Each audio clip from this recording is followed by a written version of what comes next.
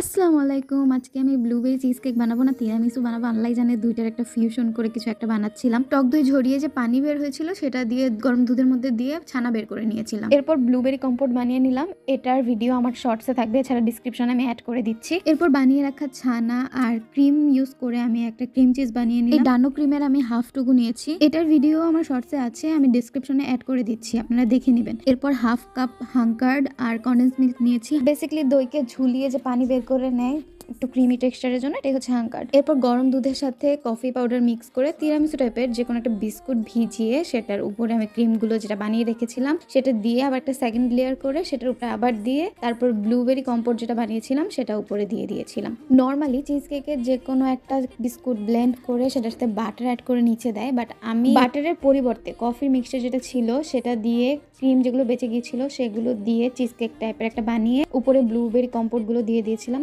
হয়ে গেল no bake blueberry cheesecake. বাইরে থেকে ক্রিম চিজ না কিনে বাসায় ক্রিম চিজ মেক করা খুবই ইজি। এভাবে একবার বানিয়ে দেখতে পারেন, ভালো লাগলে অবশ্যই সাবস্ক্রাইব করবেন। আল্লাহ হাফেজ।